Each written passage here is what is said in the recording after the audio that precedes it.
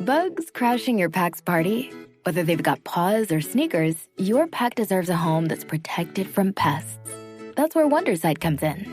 Plant-powered protection made with steam-distilled natural essential oils that actually work. It kills and repels fleas, ticks, mosquitoes, and ants without questionable ingredients or overpowering smells.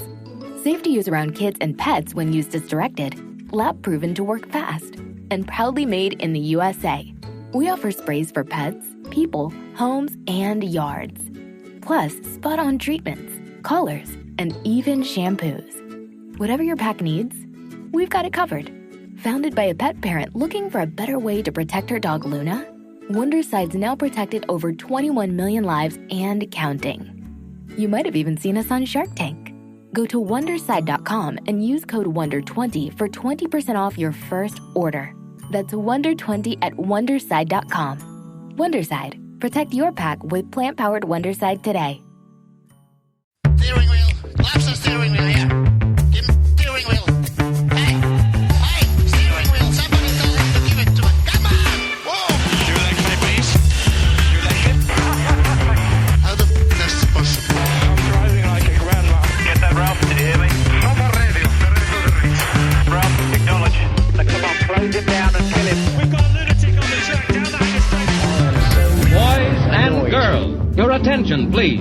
Hello and welcome back inside the park for May for podcast number 957. This episode will be the Azerbaijan Grand Prix review in Baku. That's exactly right. This is Todd. No, Todd, not now. AKA Negative Camber. You know what we do on race weekends. We watch one, then we talk about it. Then we watch one, then we talk about it. Come on, Todd. That's exactly what we do on race weekends, because why wouldn't we? There's a lot to talk about. Or is there? You'll have to find out, but I have to bring in my co-host. You know what that means. Wrecked from out of the wasteland. He's bad, he's beautiful, he's crazy. It's... Hello, everybody. This is Paul Charles, the International. Paul, how you doing? Well, I'm crazy and angry, I guess. I know you are. Paul, I gotta be honest. Let's just get the bad news out of front. The reality of it is, Heart of Racing went into Indianapolis Motor Speedway, or as some people call it, the IMS, and you come out of there with a pair of P11s for your GT and prototype. Yeah. So, not what you were hoping for. Feels like in your hand. Yeah, a big pile of you know what. Yeah, I do. Yeah. Not what you're expecting. Unfortunate weekend.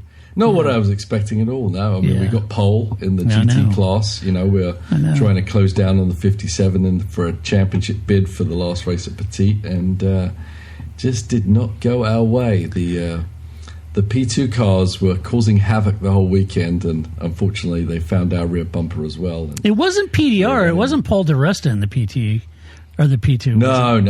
See, the P2 things always has this mixture of bronze AMs and pros. That's basically what the class is, and the AMs were just outrageously disastrous. A bunch of junior leaguers. And one of them, made a move on Zach while I think we were leading or second, something like that. Anyway, basically spun us around, damaged our diffuser. We had to come in, switch it. We lost a lap. We gained a lap back, but then we lost it again. And, we didn't really get to fight after that, unfortunately. Yeah. But and the car was really good. I mean, it was just, I said there wasn't the good reason we were on pole was because we had a really good car. Yeah. So it's unfortunate when you have a good car and outside influences affect your finish. And as I said, it was effectively kind of killed our championship aspirations. We're still in second, but the front car is just a little too far ahead. Yeah, and I thought the Valkyrie was looking good. That was quick, too. Yeah, the Valkyrie was feisty. We were fighting it up with all of them. Roman Grosjean, our guys were fighting it out with Roman. Yeah. For Formula One fans out there. Yeah. So it's always fun to fight with him. And, it was just like came down to the wire at the end. It was a matter of, do you pit, do you not pit? Everyone was on the edge, if not deficit on fuel. We chose to just take our splash early. Unfortunately, it's kind of you roll the dice. It's a 50-50 deal. 50-50, yeah. You think there's going to be a yellow. There hadn't been a yellow in a long time, so we figured we'll put the fuel in, then we can push hard, do basically an undercut for anyone that's trying to save fuel. Yeah. Because we figured everyone else, mostly, we're going to have to come in for fuel. So when you can push with all the fuel you got, that should effectively push you ahead of all of those that come in for fuel in the end. Yeah. But there was a yellow right at the end, and that thwarted our plans. Yeah. As Scooby-Doo people say. So we ended up, everyone didn't need to pit at the end, so we ended up filing back to 11th, although we were basically a P5 car during the race. So. Right, yeah, that's what it looks like. Yeah, it didn't go your way, that's for sure. Nope. That is not. Much like Piastri. Yeah, kind of like Piastri. Well, not quite that bad. Not that bad. More like Peter Gasly, maybe, at Baku. Yeah, maybe something like that. Yeah. Or Esteban Ocon having a couple collisions, and Well, you did. I guess it goes without saying, you did get the Azerbaijan Grand Prix watched, right? I did, in its full Technicolor. I did indeed. Sweet. All right, well, let's talk about it, because that's what we tend to do. Well, let's start at the very top. Azerbaijan, Baku, city streets. Very long, though, about 7K long, and very long, fast straights, very narrow old town turns. Baku circuit's not an easy one to get around, and the gusting wind was really strong over the weekend and Saturday and Sunday in particular, so that made it even more difficult. Qualifying, Paul, saw a record-breaking 6, are you counting them? 6 red flags. And then they had that drizzle sort of midway through the first laps in Q3.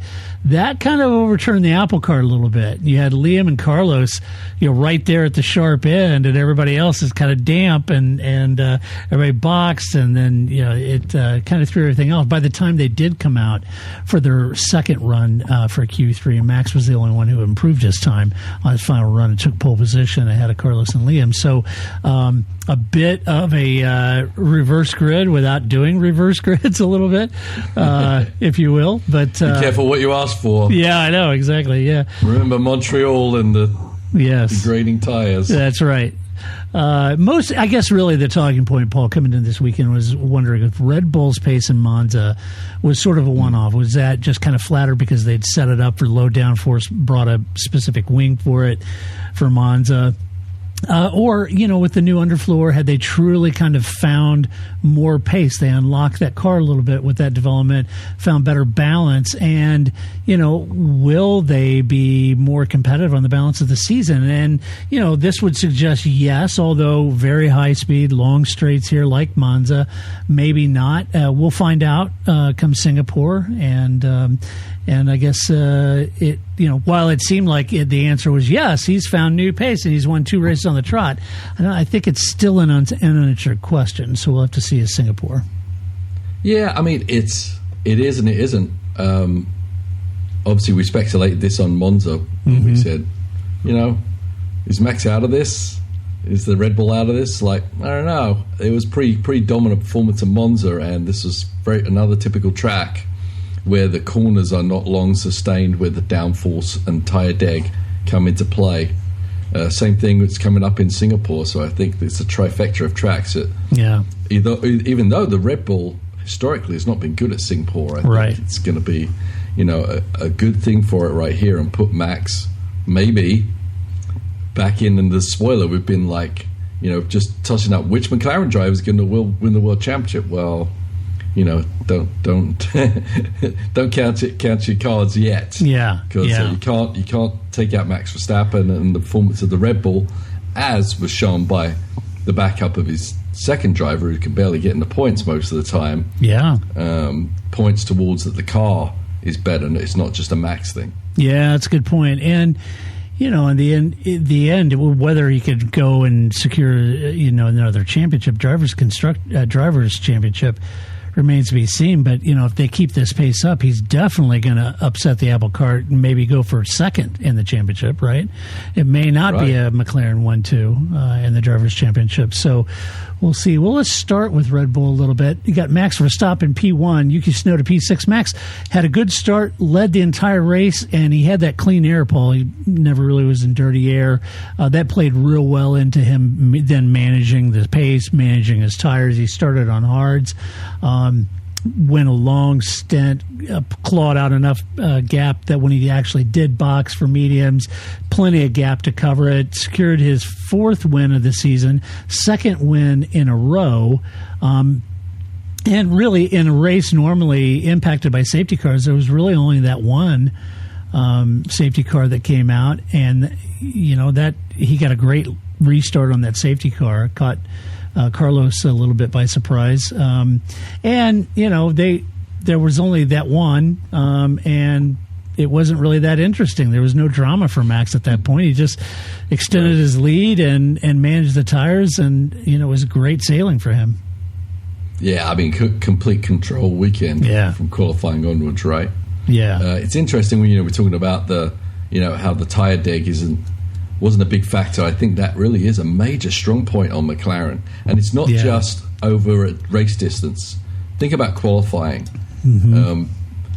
There's a qualifying factor to tire degradation as well, overheating the tire, etc. That I think maybe perhaps helps McLaren score very well in qualifying as well. Even though it's just one lap, the cars and drivers still need to manage overheating the tire at certain points to put the emphasis on the real key points on the track that's really going to give them lap time. Mm-hmm. And I'm just wondering whether that's also a factor as to why Max is not only running strong in the race but also starting to out-qualify the McLarens on Saturday as well. Yeah, it's an interesting point, and I was looking, they brought the softest compounds on offer here. Degradation and the abrasive track just isn't that great here. Initially, Paul, they were talking about the delta between the soft and mediums wasn't that big, really. And, they kind of went back and forth. Initially, they were talking about how strong the DRS was, but it was kind of like Monza, where you have that long, long straight. It didn't seem to be as strong as it has been at other tracks. So, right. Yeah, I don't know. I'm with you on the tire, the degradation, wear rates, graining. You just didn't see a lot of that, and it kind of played its way out up and down the grid. There wasn't a lot of that. For Yuki, Yuki finished P6, a great result from him, best result of the season. Like Max, he started on the hards too, held that position for his best race of the season, scoring points, which he needed as he was pretty much near last in the Drivers' Championship. Yuki tried hard to keep Lando behind him and tried even harder to pass Liam, but couldn't, so he had to settle for P6. Good run for Yuki. Golf applause, appreciate it. As good as it was, I think it's a day late and dollar short for Yuki's comeback special to retain that seat. But it was a good run, and pretty much what the team was wanting him to do since race 3 of this season.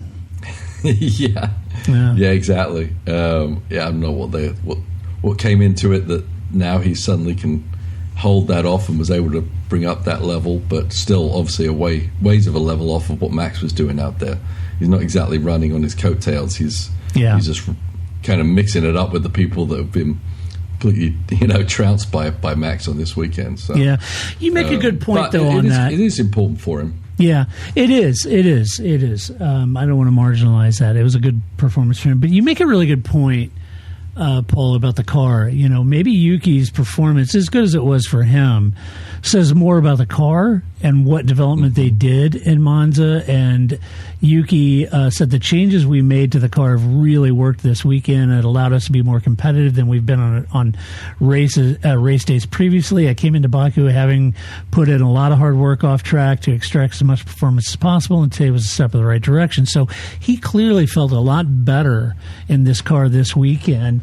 And that's not all track specific or anything like that. I think maybe as good as that was for Yuki personally, I think it says more about the car, to your point, Paul, and maybe what they've done to develop that car, because instantly now Yuki's up in P6, right?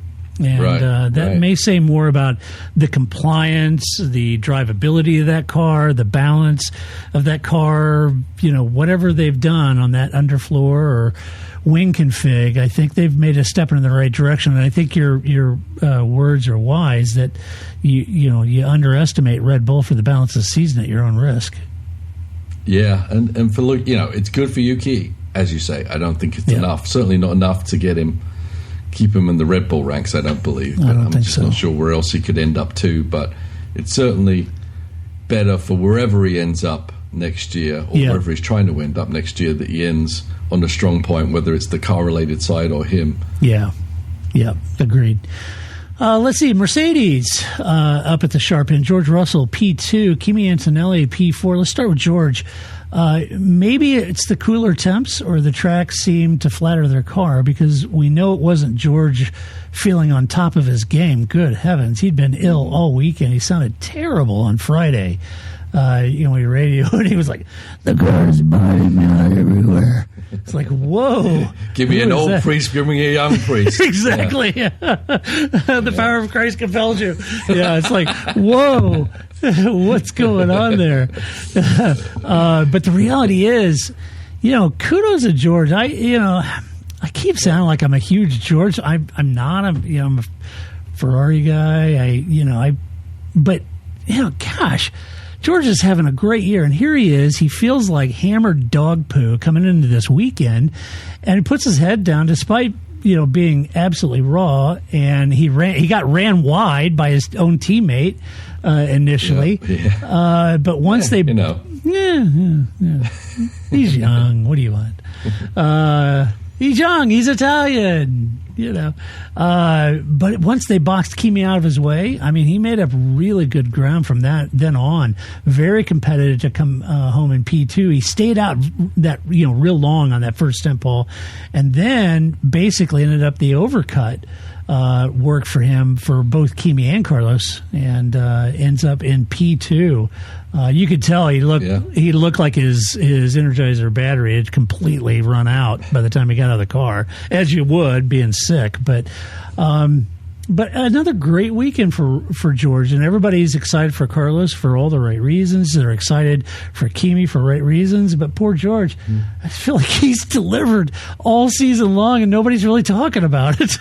He has. We've talked about it. We have, for sure, right? Yeah. No, it's a great job, and it's really hard when a driver is sick, and obviously we have to deal with it on our side too. Yeah, and to keep them somehow up just for that very moment, and that's what they do. Basically, they're like down in the trenches, and then all of a sudden, okay, time to get in the car, and they just muster that little bit extra. You do everything you can medically and trainers and all that kind of stuff to get him up for each deal. And Jules said he felt better on the last day, but there's no doubt that even if you feel better, the energy drain, being sick and having to go up and down and whatever you have to do to keep yourself to be able to actually perform at any level in a Formula One car is massive. So I'm sure he slept very, very well. Yeah, I would imagine. So great race for George.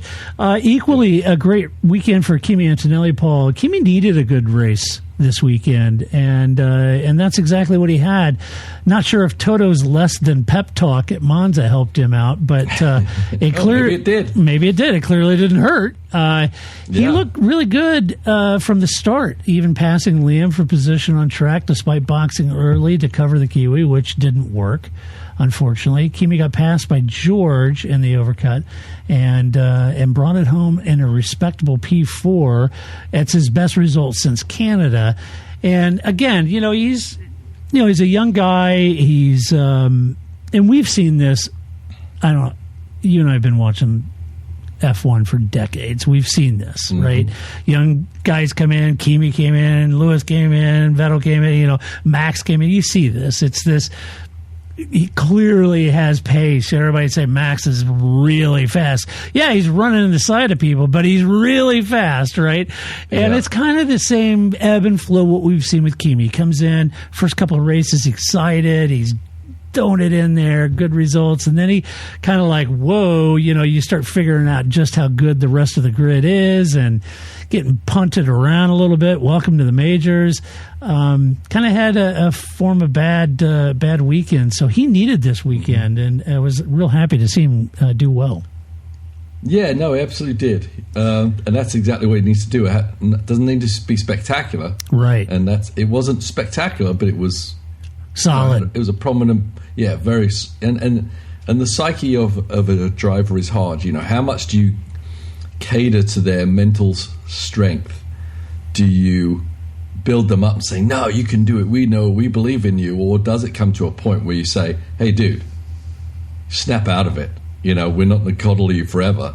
You know, you've got potential, yes, but you can't just keep hiding it behind mistakes. So, you know, there might be a parallel there, Paul, come to think about it. You remember when George came up from Williams? You know, he had a few errors and stuff that he made. But I feel like they kind of worked with him slowly, and he was there, you know, he'd passed his shelf date for being a reserve driver or whatever. Right. You know, they should have swapped out Valtteri 2 years before. But having said that, though, you know, I would say that Mercedes worked with George on that, and George worked with George on that, right? Mm-hmm. And now you don't typically see those kind of mistakes from George. You just don't, you know? Right. I mean, you know, it's Leclerc put it in the wall this weekend. You just don't see a lot of that. You had that time, was it Monaco or wherever it was? I can't remember. Singapore. Yeah. Absolutely. And he had a couple brain fades that happens, but you know, typically he's pretty solid. So, you know, I guess where I'm going with this is that, you know, Kimi's probably in pretty good hands at Mercedes. You know, they've coached drivers through that, and right. You know, maybe Toto's, like, to your point, maybe he's applying a little pressure where it needs without, you know, overwhelming him, and just managing that young man to become solid. You know. Yeah, I mean, Toto in general, he needs to figure out how to put his headphones on so he doesn't look ridiculous on camera, mind you. But apart from that, I'm a fan of Toto's approach to things. Yeah. It's all very Austrian. he looks like Cremo who just came in, busted through Jerry's door. Right. You know? He does. Oh, boy. Yeah. He doesn't care. No, he doesn't care. He doesn't care at all. So, but anyway, good weekend for them. Yeah, that solid. Was good. Yeah, and he gave George enough room, but he didn't give him any more room than he needed to. Right. I'm sure George wasn't very happy, and I'm sure they had a talk after it. But it was okay. It was a hard teammate move, but it wasn't a gregarious mistake that took them out, right? Yeah, I would think so. I think that's right. Let's see. Who are we up? Where are we? We're at Williams already? Already? Wow, Williams. Yeah. You're kidding me. We're talking about Williams. That's crazy. Alex Albon P13, Carlos Sainz in P3. Alex, tough weekend for Alex, Paul. He tried an ill-advised move on the inside of Colapinto after his first stop, and that wasn't on. Yeah. No. That was definitely not on, and he suffered a penalty for his efforts. It was a bit of a ragged race for Alex, really, from there. Poor qualifying actually is where his bad luck really started on Saturday. And then he had a quick car, clearly. Carlos is quick. But he's running into the dirty air, got sucked into a DRS train. It was always going to be tough from back there. Yeah, I mean, when you see your teammate flourishing on a weekend, it makes it even tougher and probably forces you to maybe try that a little bit harder, which never really pays off, right? I mean, there's no reason for Albon to feel under pressure at all, because he's had a fantastic season, but you still want to do it every weekend. Yeah, you do. You want to be the guy on the team. You do. And he's been the one harvesting most of the points, so right. He's been doing really well from that standpoint. Let's see. And then we got Carlos. Carlos had a great qualifying session, starting in the front row, given the chaos of the session. But could he convert that to a real result? That was the big question at this point. And the answer was yes, he could. Had a really good start, running actually decent pace compared to Max early on. Max wasn't just walking away from him. So he had a really good pace. He even warned the team of the undercut from Russell, But it was actually the overcut that cost him P2 from George, and from there he just, it was heads up. He basically at that point focused on defending from Kimi instead of chewing up his tires trying to hunt down George. I mean, he picked his battle, right?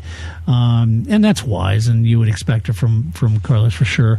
And then due to terrific pace, no errors, totally cool head, what you'd expect from the smooth operator, gave Williams its first podium since 2021, and the first with Williams for him. Yeah, obviously, yeah, crazy weekend in the qualifying that he just jumped on and didn't let go, right? I mean, but the pace is there. Yeah. It wasn't just a matter of rain and all this kind of stuff. He got himself into Q3, give himself the opportunity to get himself a great qualifying. But then, he certainly didn't go backwards. I mean, this was a race where it was really hard to make big roads on people. Yeah. So it was the best time ever to have a fantastic qualifying. But there's no doubt that Williams are up and coming and really getting their head around it. And I wonder if they regret the fact that the rules are going to change, but you just don't know what they've got in their box of tricks for next year too. I certainly wouldn't count them against coming out with a car just as good, if not better, than what they've got right now. Yeah, no, it's a great point, Paul. Carlos said, we've been working so hard and gone through some really big up and downs, but this makes it all worth it, and we need to feel proud as a team. I'm sure this is a taste of what's to come for us at Williams, and we need to keep working in this direction. So, feels very positive about it. Great result. It'd been good if Alex could have been up there. But unfortunately, that did not happen. They will take it, yeah. So Sainz has his little unicorn sticker on the helmet from that. He's a super fan, so that's great. He can't turn that down now. The superstitious is very large in racing, and that's definitely got to stick with it. Yeah. Yeah. Did you have any superstition when you were driving? It was really, usually I still do. It's kind of whatever t-shirt I'm wearing underneath.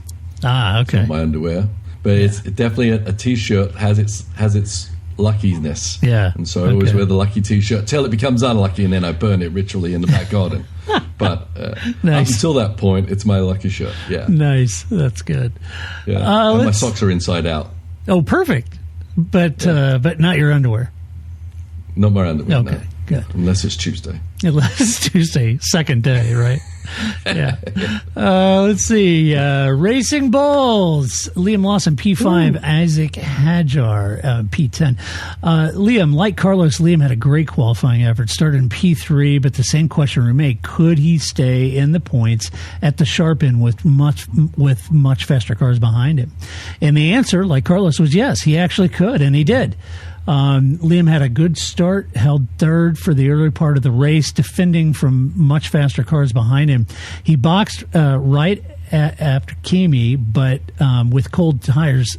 He boxed, came out in front of Kimi with cold tires, couldn't hold off the Italian and Kimi's teammate George, who overcut him during his stop. So lost a couple places, but still a very strong P5 like Yuki, but in different circumstances maybe.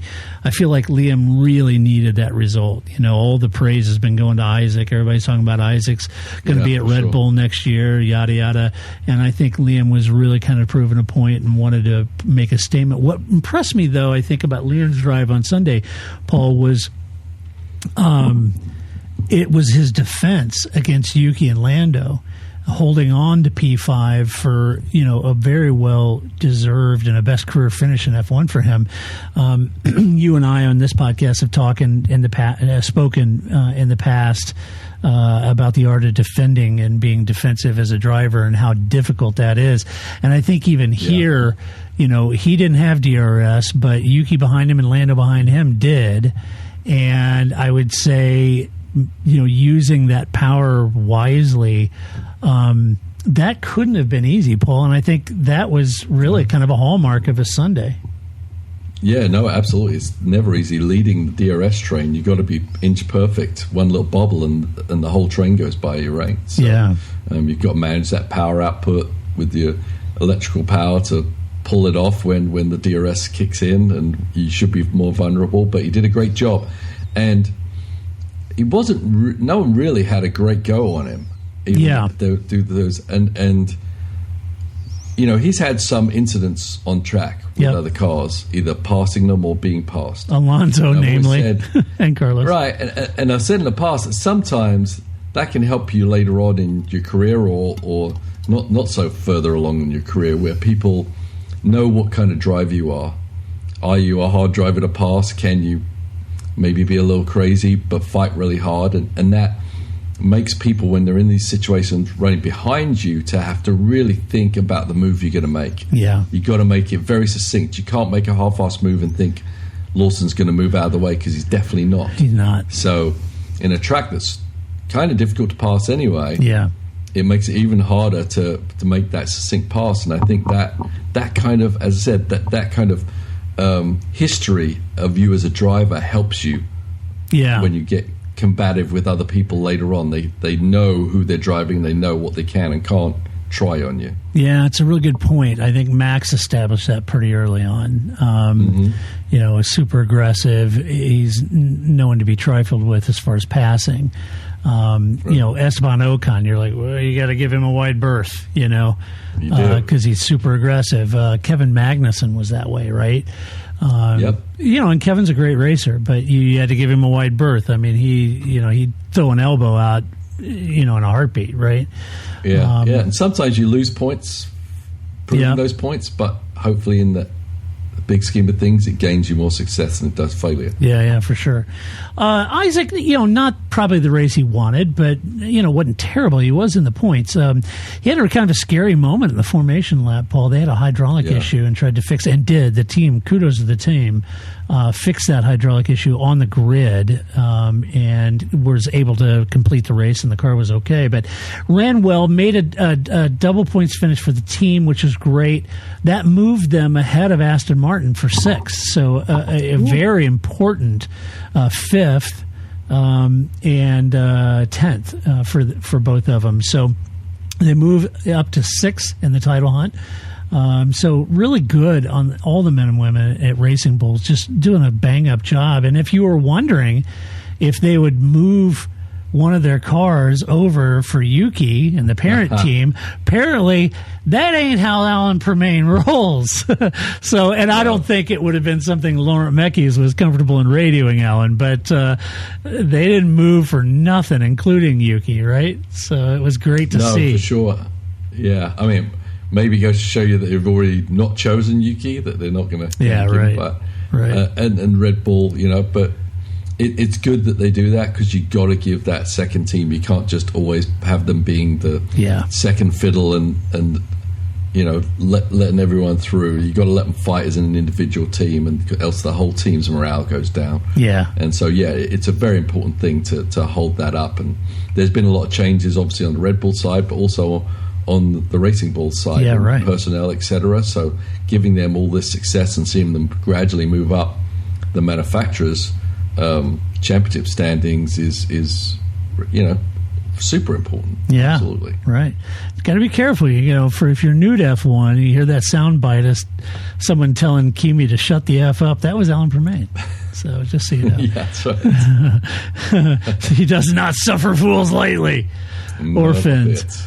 Let's see. Now we're all the way down to McLaren. Oh no! It all went wrong. It all went wrong, Paul. It did. So brutal weekend. Lando Norris down to P7, Oscar Piastri at DNF.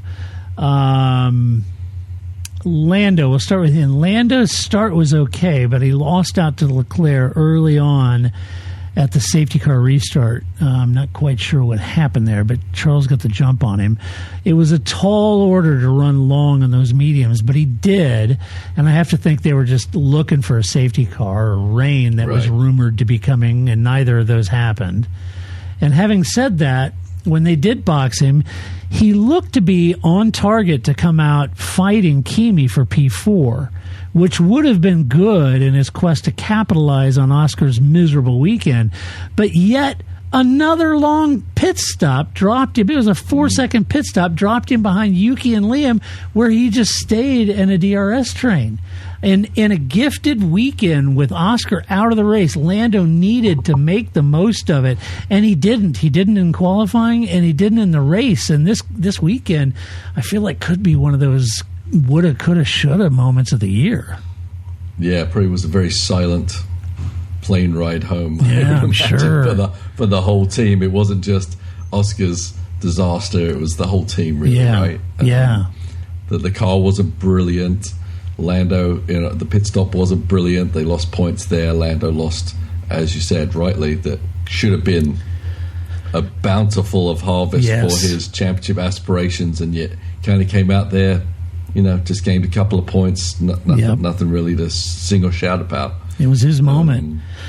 It was his moment. And after the DNF he had was at Zandvoort or wherever that was, but here's your chance. Here's your chance, and after Zandvoort, everyone's like, "Oh, the championship's over." And I was like, "There's no way. There's way too many races, and it swings and roundabouts, and the same thing could happen to Oscar, and it did.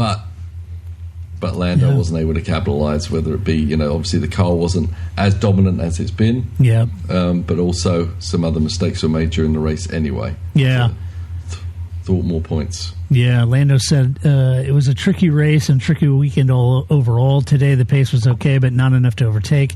After not doing a good enough job yesterday, which would have been qualifying, and a lack of real strategy options today, there wasn't much more we could have done. Frustrating and not how I wanted the weekend to go, but we'll get our heads down and go ahead to Singapore. So it's brutal. Somebody's calling you, Paul.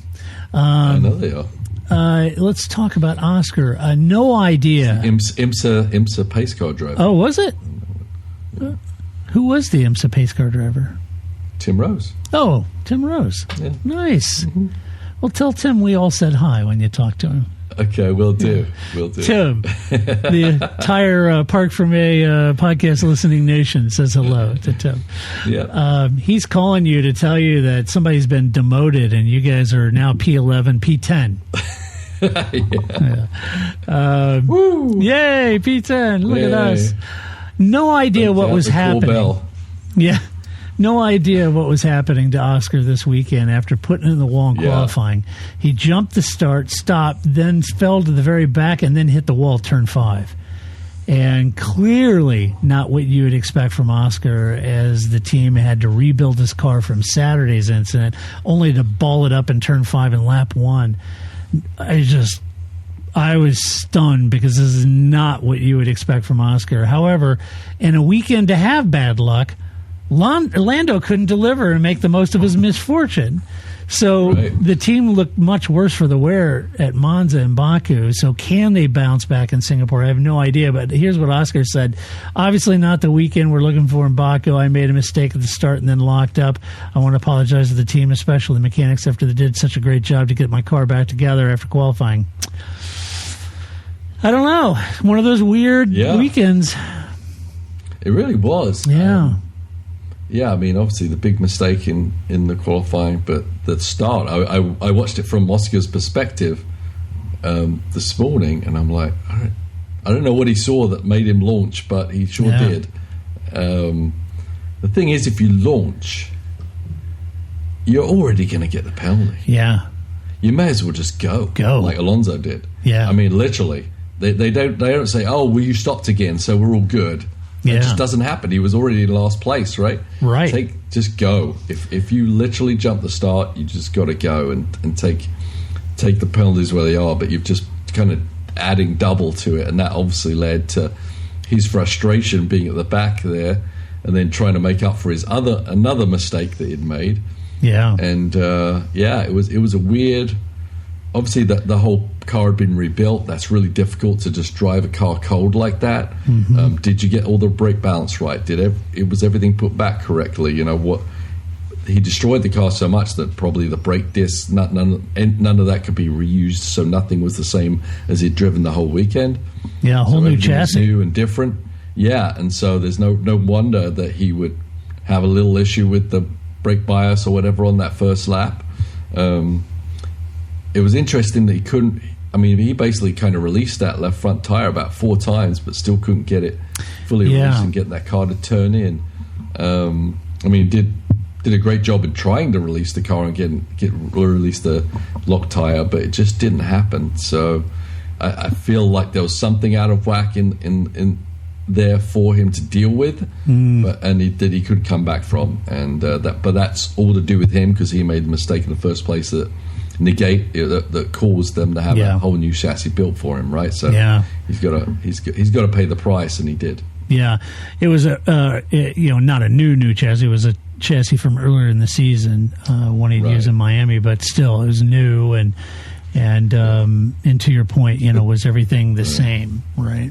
Yeah, but the chassis is, they're not allowed to have a complete car back there ready to go. Right. So it's basically a bare chassis with maybe the looms and some other parts in there, but a very low preparation level. So everything they add to the car after that is a lot of work. Yeah, really is. Suspension and everything. Yeah. And I think even on the start, Paul, when he jumped and stopped, then he got into anti-stall, and then he had to, get out of anti-stall, and that put him at the very back, Yeah, yeah. Now, where does Oscar carry his phone? That's what I want to know. Like Charles.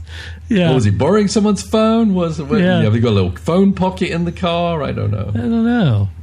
Yeah. Maybe a marshal gave him his phone and he set it there on the wall. That's what happened with Charles. Somebody, with a photographer or something, gave him his phone. Okay. So, yeah. Ah, boy. Yeah, tough weekend for McLaren. Just tough. Yeah. So we'll see how they do in Singapore. Ferrari, Charles Leclerc P9, Lewis Hamilton P8. Ferrari split strategies with Charles starting on the mediums. And after a good start, looked like Charles may have the pace as he put a move on Lando at the safety car and restart, got that position. Charles seemed to stall out, though, in the DRS train while Lewis ran along and was let back past Charles to hunt down Lando. Because he had fresher tires. And it looked like they were going to reverse the order at the line, giving Charles his P8 spot back, but I think Lewis slowed and still crossed the line in front. Oops. Sorry, I thought I slowed enough. Sorry. Yeah. Charles really made his race hard on Saturday by hitting the wall, ultimately. It's one of those, I know Oscar did it, but boy, you just wouldn't expect Charles to be still doing that. But... I mean, that's the thing, right? Yeah. He still makes those mistakes, like you're saying. Maybe George has got out of that, Max has got out of that stuff, but once you think Charles has kind of got that out of his system, he just plumps and does another one. I know, it's just like these, every once in a while, these unforced errors that you just, I think he's beyond that, isn't he? I mean, you would hope. I'm not trying to be an armchair, quarterback here. I mean, it can happen to anyone, but you just don't see that, from the top drivers that much, and yet it once or twice a season it kind of crops its head with Charles. Yeah, definitely seems more prevalent with him than anyone else. It does, and I don't know why. Yeah. Lewis looked good on Friday and Saturday, but the odd qualifying left him starting down the order as the team may not have had the best tire strategy for his final run on Saturday, and he made that point very clear in interviews afterwards, and it was a lot to do on Sunday. Lewis ran long on the hard compounds, and when he did stop, Charles let him bind to attack Lando, but the DRS train behind Lawson stalled his momentum, and he cobbled the repass with Charles at the line. I think I'm right in saying that Lewis overall, though, felt better about the pace. He said, I felt like we could maybe put it on pole, right? And there were moments that Charles looked really on it too. And so I feel like I don't know. Well, I'll just read you what they both said. Charles said, today what mattered was being on the right strategy in the sense that some of the cars started on hards and others on mediums. And the most important thing was to find yourself in the faster group of the cars who were on the same tires as you in order to be able to fight your way forward. I was stuck behind Liam for most of the second stint. He was on a different strategy with the mediums and I was on hards at that point, so I couldn't overtake him. I also had a small issue on my PU, which affected my race pace. That's what Charles said. And Lewis said qualifying is always key and we didn't maximize it this weekend. Our setup choice and execution quality weren't ideal, and that left us further back than we should have been. Fighting for 8th and 9th doesn't reflect the potential we had and everything if everything had come together. And I think that's kind of Lewis's refrain from this weekend. What the results did not really represent what he felt like the car was actually capable of doing. Yeah, I mean, I don't know what to say about it. Pretty lackluster performance and result in the end. Woulda, coulda, shoulda, right? Yeah, right. Going racing on the weekend is putting everything together. Even if you have a good car, you've got to maximize everything, especially as competitive as it is right now. And they definitely can't be happy with that. Definitely. No, I wouldn't think so. Yeah, you would expect Ferrari to maximize most of it anyway. Yeah. Let's see, kick Sauber. Gabriel Bortoletto, P11, Nico Hülkenberg, P16. Gabby had a decent race again, and while the Sauber didn't have the pace, Gabby made himself a critical driver as he languished right in that pit window for all the front runners. And he made himself basically a great big, target right there that they were either going to try to box and get out ahead of him or box and get behind him, and then they'd be in DRS train. And so he kind of made himself an unwelcome eyesore there. Ran a long first stint, eventually boxed, but was unable to climb into the points. Having said that, look, it's a P11 and a Sauber. Let's be realistic. And I think that's, I don't want to make a mountain out of a molehill, but I think it's still a great result for Gabby this weekend.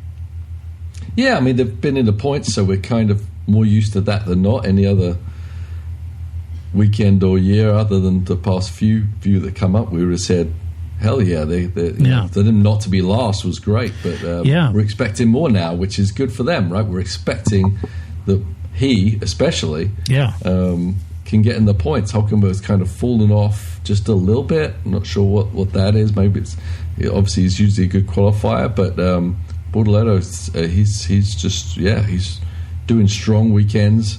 Even if the car isn't up to it, he's maximising the car and to finish just outside the points, still very, very strong, as you said. Yeah, it's true. Nico, tough day, starting from a tough starting position. Clashed with Ocon early on and had damage to his car, but managed to keep it going to P16. Yeah, you're right. I think Gabby has the measure him on qualifying, and normally Nico is a really good qualifier. So I think you're right in that sense. He had a podium, and then he's had a couple races that haven't been that great. So, we'll see what happens in Singapore. Let's see. We're down to Haas. Oh, no, it all went wrong. Yeah, she got Esteban Ocon in P14, Ollie Behrman in P12. We'll start with Esteban. He got caught up in a clash. Oh, and by the way, Esteban, the more and more F1 drivers share my birthday these days. There's Esteban Ocon now. Okay. Damon Hill, Sterling Moss, and me. Pretty good company. Yeah. Not too bad. It's not bad. I don't think any share my birthday. No? Yeah. Oh, and Patrick Mahomes shares my birthday. Maybe Britney Spears, I think, has my birthday. I don't know what that means. So. Yeah. She did it again. Yeah. So, and I think Patrick Mahomes, he owns part of Alpine, so he's F1 related. Yeah. He does. Wow, they sold that story to a bunch of people, didn't they? Yeah. There's a whole investment group. What snake salesman was in charge of that purchase? Jeez. Probably Flavio. So there you go. Yeah. Okay. So Esteban got caught up the clash with Hülkenberg, had a puncture, had to box for that, which dropped him back. But then the team, I thought it was kind of a heads-up move. You know, they boxed him, new tires, went back out, boxed him immediately again, and swapped. So they cycled their tires. They were done, right? And that left him on a set of hards to race to the end, which he did. It was a 50-lap run. Which was well done. You know, that was always going to be kind of tough at the very end with, you know, pretty worn tires at that point on 50 laps. So couldn't really muster anything better than P14. It was worth a go, though. Yeah, it was. I thought so, yeah. You know, because, you know, there's think about all the reds that happened in qualifying. I mean, if you're running along, you've done all your tire strategy and people come in and you can cycle up and there's another yellow or whatever, you never know. So it's kind of the only trick they had in the book, and I agree. It was fine. Yeah, because had another safety car come out or something like that, well, then that moves your pit stop delta from 20-21 seconds down to 10, and he'd have dove in, fresh tires, it could have been in the points, you know? So I thought it was a heads-up absolutely. call. Yeah. Yep, absolutely. Ollie didn't have a good Saturday, but Sunday he was a victim of the DRS train pretty much all day. Couldn't make much ground up. Lost a couple places at the safety car restart, too, so I'm not quite sure what happened there. He said, I was really stuck in the first stint behind cars, and it was damage limitation from there on. He said the car was quick, but we just couldn't do anything with it. Yeah, interesting. Yeah. Aston Martin. Speaking of interesting, Aston Martin. You got Fernando Alonso P15, Lance the Stroll in P17. Fernando reacted to Piastri's jump start, and he jumped the start himself, which was a 5-second penalty that he served as pit stop, dropped him to the back. He had a lot of work to do from there. Still finished ahead of Lance, but poor showing meant that they lost 6th in the championship table from the constructors' side. So pretty tough. Is that pretty common? You know, people say, well, you know, you don't follow the car in front of you, you follow the lights, and that's true. But I got to think, Paul, you're so heightened. You're watching for anything, the lights, the movement, right? Oh, yeah. I mean, it's easily done, isn't it? You know, you feel like, oh, did I miss it? Yeah. What happened? You know, you literally see someone go, you just go. Yeah. And but Piastri actually jumped it so bad that it sucked Alonso into an easy penalty as well. Yeah, yeah. It happens. He said it was a difficult race without much happening, and we simply didn't have the pace. At the start, it reacted to Oscar's movement and unfortunately got the penalty. Yeah, I mean, I don't think it ended up, they would have been in the points either way. I don't think so either. Yeah, I don't think so. Yeah. Lance, he ran a long stint on mediums looking for a safety car, and it just never came at that point. So from that point, he's running at the back. He got sucked into a DRS train and really couldn't make much of his race, and the car didn't have the pace either way. Isn't it funny? Everyone's the victim of the DRS train. Who the hell's the instigator? I know. Crying out loud? Who's benefiting? You know? Everyone, literally everyone's feedback. I was held up. I was stuck in the DRS train, but we were fast. Right. Like, okay, well, someone was responsible. Right. Who's the benefactor? Someone had to be in the lead of this thing. Yeah. Liam, maybe. I don't know. Who was the slow one? Yeah. Right. Well, I may have found him right here, Paul. Alpine, Pierre Gasly. I think you're right. P18. Franco Colapinto, P19. Pierre, the team split the strategies, trying to throw something at the race that might help, as they were clearly off the pace around Baku. Pierre started on hards, while Franco started on the mediums, and as they cycled through the stops, the team reversed orders to kind of favor whichever driver had the fresher tires, which makes sense. Pierre became a passing target at that point for several of the cars with more pace than he had. And it was just a tough weekend for him. Mm-hmm. Sad to see him down there. He ran wide, you know, and off the run off, and just tough weekend for him. Yeah, but buying into the Alpine team is not like the Cinderella story, like buying into Wrexham Football Club, is it? Really? No, it's not really shown. Not that we didn't predict that already. Yeah, right. If Pat would have called me, I could have told him, no, Pat, that's that's a bad, no. Yes, that's a bad miss. Like my Mitchell and Webb reference. Franco Colapinto, Franco was running higher, but a collision with Albon that spun him, dropped him to the back. He couldn't recover from there. Not a great result to repay the team for all their work after rebuilding his car from Saturday's crash. So, yeah. Donkeys. Oh, tough. Not good. Especially coming into a yellow zone where you know you're on a lap anyway, and then you throw it into the barrier. Yeah. Not good, Franco. Still good. Pointless. Not good, buddy. Sorry. Got to pick it up. Come on, buck up, little camper.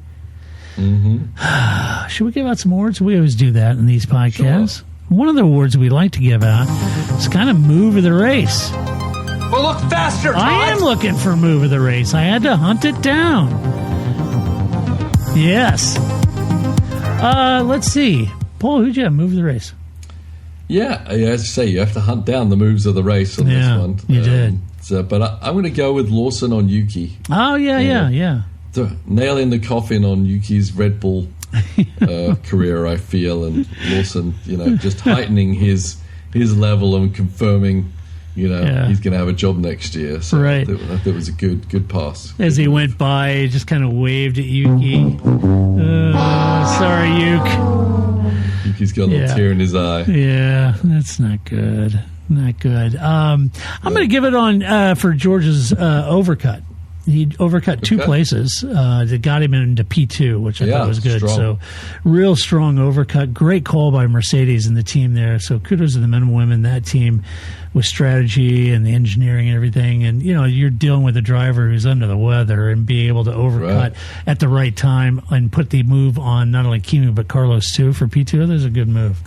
Yep, absolutely. Yep. Let's see. Next awards, Donkey of the Race. Oh, yeah. We'll do it live. Yeah. Not good enough, damn it. Not good enough. Not good enough, Paul. I suspect we have the same guy here. Yeah, this one wasn't as hard to look for. No. Quite honestly, It's pretty easy. Disaster for Oscar. Yeah. Oof. Bad weekend for Oscar. Disaster for my GP fantasy team. Oh, my gosh. I had it. McLaren 1-2. Yeah. I had the lowest score I've ever had in the entire history of the game. Yeah. I'd be surprised. Double digits. I don't even think I scored. I don't even know. It's terrible. I'm sure I was running in the top 10. I'm sure I'm well out of it now. Yeah, it was tough. Yeah, I had Oscar too. Like tears in my eye. Oh, it's brutal. Yeah. All right, and then finally, drive of the race. Get in there, Lewis. Get down. You like my bass? You like it? Yes, I do. This is tough. I could have given it to 4 different drivers, but who did you pick? I picked the smooth operator. Yeah, well, Carlos, well-deserved. Yeah. It was very, very strong drive, very strong weekend. Yeah. Absolutely. Yeah, I totally could give it to Max. 2 wins on the trot, dominated the whole race in qualifying, fastest lap. It's always easy to discount him because you're just so used to him dominating. But, 4 races ago, he said he wasn't going to win a Grand Prix this year. But right, and here he is winning 2, and you think, well, but it's Max, and he's got the best car. No, not really. Oh, but it's Max. He's really good. He's 4-time. Yeah, I know, but it was still an incredible drive, all the way. Yeah. Totally could give it to Liam. I think Liam did a great job. Great defensive driving. Carlos, absolutely, for sure, is a candidate. I think that's who the world voted for, was Carlos. To be honest with you, I give it to George. The guy felt like hammered dog poo the whole race and still managed P2. Great run. So pick one of those. I'm all in. They're feeling pretty good when they wake up in the morning. Yeah. I was thinking this morning actually, because obviously we had a disaster weekend, and it's so funny, because you go to the airport in the morning from whatever race weekend, and you see the same people, the people you're racing against, the drivers, whatever, and it's just you after a bad weekend, you're just like not making eye contact with anyone. You're just sitting in your seat waiting at the terminal. But if you've had a good weekend, you're walking around. Oh hi, hey, how's it going? Yeah, hey, oh yeah, we did happen to win. Yeah, funny. Yeah, thanks. Yeah. Did you have the flight home's a longer or shorter that way as well? Yeah, you walk around the coffee area. Hey, boy, did you guys struggle with that Ferrari? What happened with you guys? Oh, we won. Yeah. Oh, yeah. Sorry. Oh, thanks. Oh, fine. Yeah. Stop it. I know that whole IMSA series is just so full of I don't know how many Vanda something or others. There's so many Vanda something or others in that You're series. Right. There is. I can't keep them all straight. Yeah. It's crazy. All right. Well, that does it for this podcast. What we think about the Azerbaijan Grand Prix. Let us know what you think. You can do that. Go to theparkformay.com. Share your opinion. Just do it with decorum and civility. As always, if you like this podcast, go give us a good rating at your favorite podcast player. Share it with a friend. Share it on social media. Don't get a lot of links from folks. Don't get a lot of social media sharings. Don't hoard it. Yeah. Don't keep it to yourself. If you like it, share it. If you watch this on YouTube, you know what to do. It's absolutely free. It doesn't cost you anything to like or subscribe to the channel.